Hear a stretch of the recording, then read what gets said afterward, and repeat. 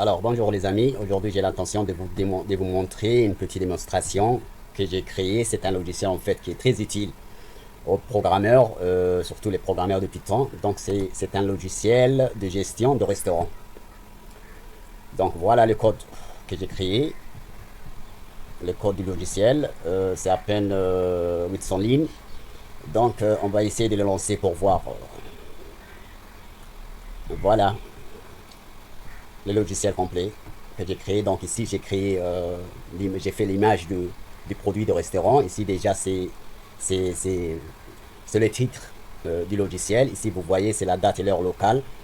Ici c'est mon nom, le créateur de ce logiciel. Donc on trouve après ça trois cadres qui se suivent. Donc le premier cadre, vous voyez, c'est écrit numéro de référence de la facture. Ici ça s'affiche, ici il va afficher tous les factures, chaque facture a un numéro. Donc c'est le numéro de la facture. Ici vous voyez c'est les produits du restaurant. Donc c'est un exemple en fait très court. J'ai fait ici le frites, la viande, l'hamburger et les pizzas. Donc ici vous allez mettre tous les produits, tous les nombres recommandés par le client. Par exemple s'il recommande 2 palettes de frites, vous écrivez ici 2. Et par exemple s'il demande 3 palettes, 3 kilos de viande, et voilà, ainsi de suite. Disons ici aussi, il demande 2 hamburgers, ici, un pizza par exemple.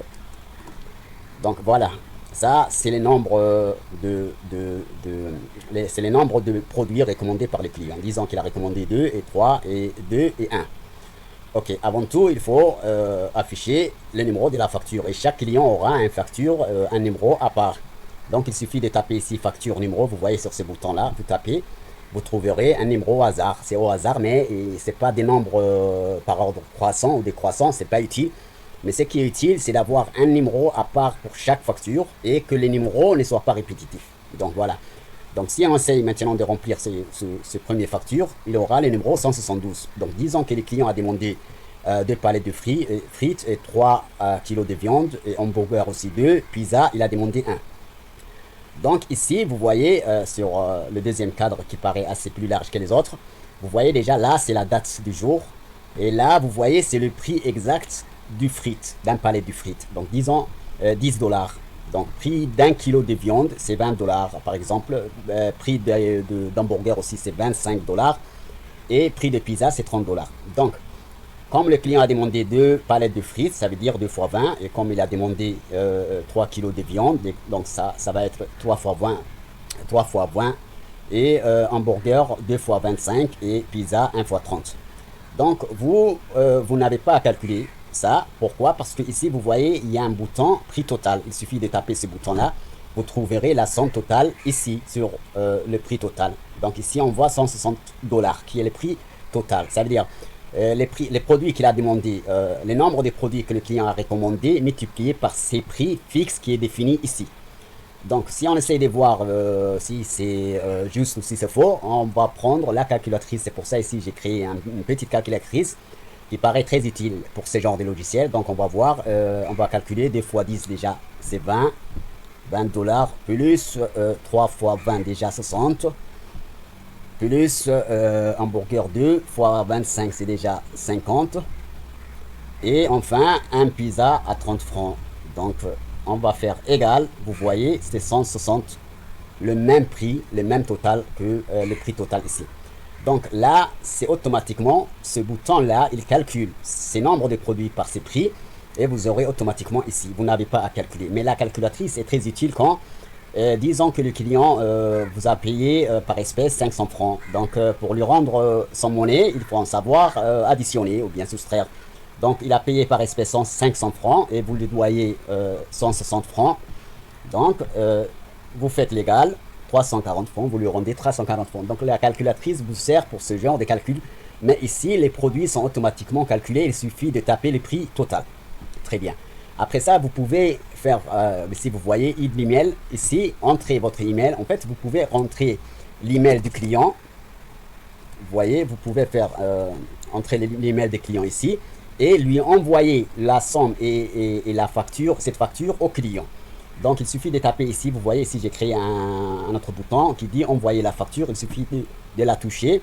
vous trouverez une petite fenêtre qui va s'afficher en vous disant voulez-vous envoyer la facture. Si vous dites oui, automatiquement ce facture là numéro 172 avec ses additions seront automatiquement envoyés à la boîte email du client que vous avez rentré ici. Et si jamais vous dites non, vous aurez comme assurance une autre fenêtre qui va s'afficher en vous disant envoi des factures annulées. C'est très simple quand même.